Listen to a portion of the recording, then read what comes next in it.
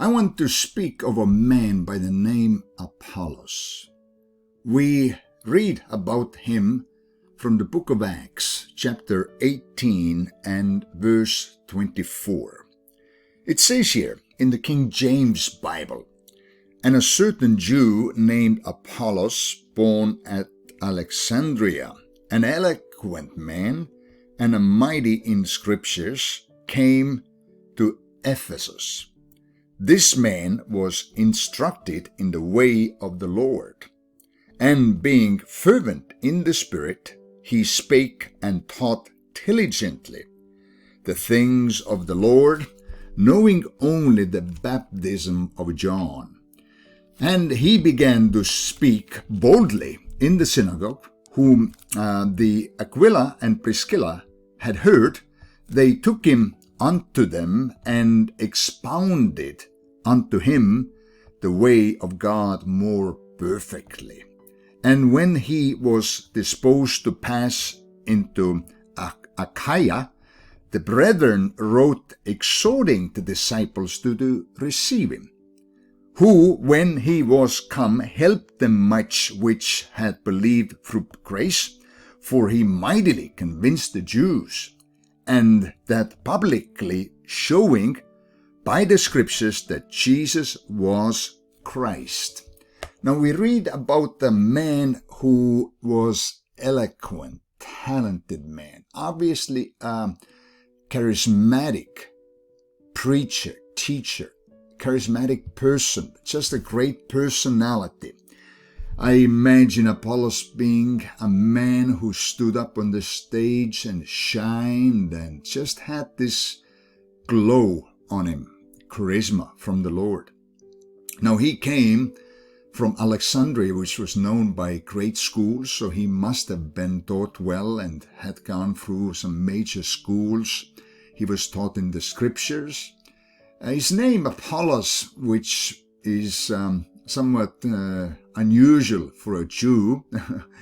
Apollos obviously was a name of one of the Greek gods, and Apollos would perhaps mean given by Apollo. So, but what we see about him is, though he is such an eloquent speaker, obviously well-liked, well-sought-after speaker, admired by people. And, he's speaking to crowds. They just adore him and love him. When Aquila and Priscilla hear him speak, they take him aside and more profoundly, or they expand the way of God for him. So we see Apollos being such a great speaker and a charismatic person was still very teachable man, which means that he must have been a humble man. It's not often that you find talented people who are humble at the same time. Very often our talents tend to carry us to the height where our character, including humility, cannot sustain us. But Apollos was a different breed, different kind. He was teachable. So he was taken aside, and though he already spoke so well, he let himself to be corrected. And we need to be correctable. We need to submit to correction.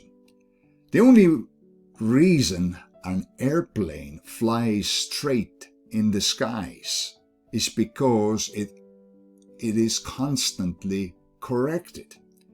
All kinds of forces influence the airplane up there in the air.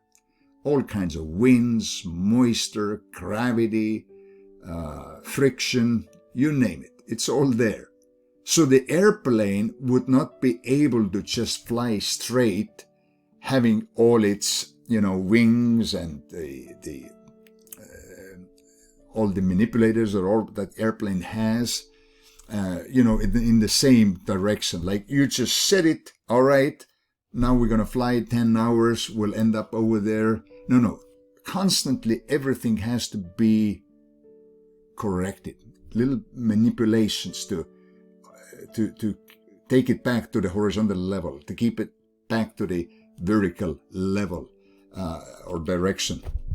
So our lives the same way go straight only because of constant correction. We hopefully correct ourselves most of the time, but sometimes we need correction outside, and Apollos was a man who was able to receive it. So that's a rare kind. And we see that he considered those people as an authority in his life. Now Aquila and Priscilla had been with Paul, and Paul obviously was one of the strongest leaders at the time as a missionary voice, and God gave him a very clear picture what the gospel was all about, and how it related to the understanding what Jews had about law and all these regulations and special festivities they had. So he, Apollos, considered these people authority enough to let them speak into his life. We need people like that, and we can never grow to a place where we need not to be corrected from an outside source. There are blind spots in our lives. This is not a new idea, but we sometimes discover it anew, and we don't see everything in our lives. We don't notice everything. We need feedback, and Apollos was a man who let that happen to him. So instead of just cutting himself off of these people, saying, listen, I've got this ministry going. I've got people following me. I've got, like we say today, I've got 25,000 followers on Instagram. So what do you think is my problem? I'm doing good. These people are admiring me. They're following me. Some are supporting me. And you come to tell me, that I'm not doing a good job teaching on it. He was not that kind of a man. He said, well, I keep the fellowship. I submit to this group, and I let them speak into my life. So he didn't begin to do his own thing. A lot of people do nowadays. Pastor corrected me, my spiritual covering, didn't approve what I wanted to do. Well, I'm going to go to another church and still do my own thing, And, well, that's one of the privileges nowadays. Back then, it was just one church. It was the original, early church. And nowadays, we have all kinds of different churches in one city, and you don't like one, you go to a different one and continue on doing what you want to do. But that's not the way it happened back then. And so instead, he decided to submit to that authority. And because of that, he was given more authority. And when he went to another city, then these people wrote letter of recommendation, what we call endorsement, to these people and saying, hey, listen, this guy is coming. He's correctable. He's a great speaker. He's under our authority. You be bold enough to receive him, let him minister. And of course, Apollos went on to become a great speaker. We hear different places in New Testament, Paul mentioning him, and that he really brought a lot of good to the body of Christ. So he wasn't just talented. He wasn't just a sparkling personality. He wasn't just an anointed man of God. He didn't just hear the voice of God. He was also a church man, connected. He was planted into the house of the Lord. He was correctable. He had people speaking into his life. He was under authority. He wasn't just having an authority.